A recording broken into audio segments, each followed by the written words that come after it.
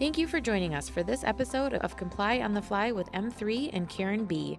Comply on the Fly is your trusted weekly resource for reliable insight and quick answers on common employee benefits compliance questions.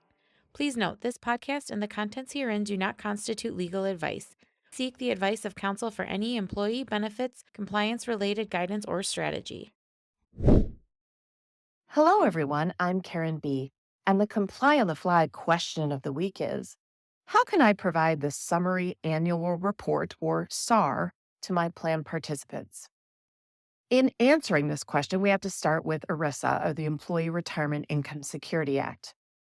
A Summary Annual Report is an ERISA-required document generated out of a Form 5500 filing.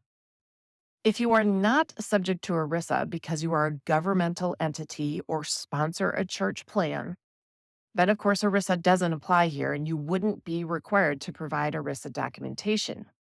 However, most private employers are subject to ERISA. The SAR is only one required ERISA document, and you may not be providing this particular document because you don't file 5500s, because you have less than 100 participants on any of your welfare benefit plans. But there are other ERISA-required documents, such as summary plan descriptions, SPDs, and summary of material modifications, or SMMs, that apply to employers of any size. So although we were asked specifically about the SAR, and it is that time of year when many of you are having to deliver the SAR due to your 5500 filing, the delivery requirements under ERISA would apply to other ERISA-required documents as well. So there are three methods of delivery for the ERISA-required documents. And remember, these documents are only required to be delivered to participants, which means employees, and not all covered persons such as spouses and/or dependents. So the three methods are hand delivery, mail, and electronic delivery. For hand delivery, it's just that. You hand deliver the document to individuals. It would be wise, if you chose this method, to have individuals sign off on receipt so that you have proof of delivery. Mail can be first, second, or third class mail, but again, it is important to keep track of individual delivery. So keeping a spreadsheet log of your mailings or a copy of the envelope or cover letter in individual participant files would be a good idea. Finally, electronic delivery. So think email or posting electronically. This would be an acceptable form of delivery, but again, tracking is important for this method. So keeping a copy of an email list or having the ability to run a report of document acknowledgments in an HRIS system would be a good idea. But there is more to electronic delivery that you should be aware of. Of course, the requirement is that you must furnish these documents in a manner reasonably calculated to ensure that the system for furnishing the documents results in actual receipt of the material.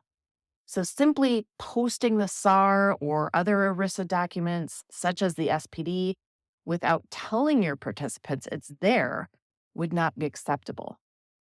Notice must be provided to each participant at the time the document is provided electronically that informs the individual of the significance of the document and the right to request a paper copy.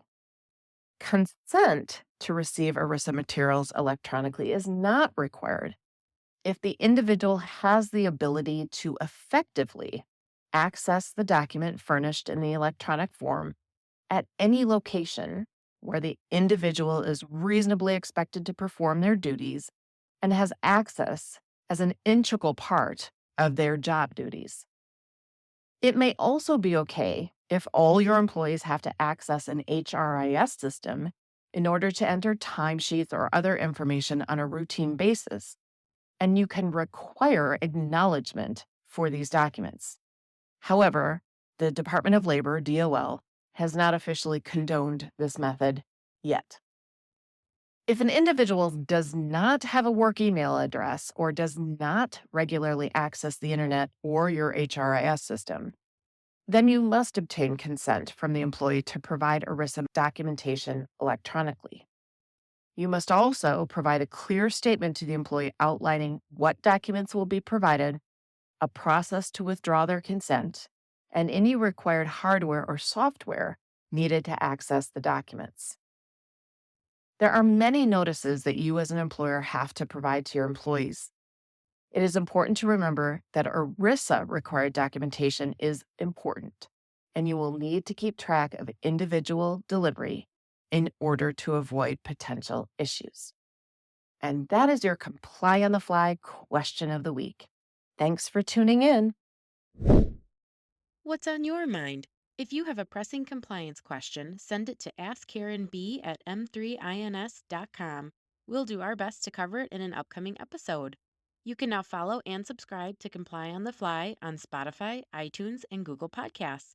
Make sure to tune in next week and encourage others to join us.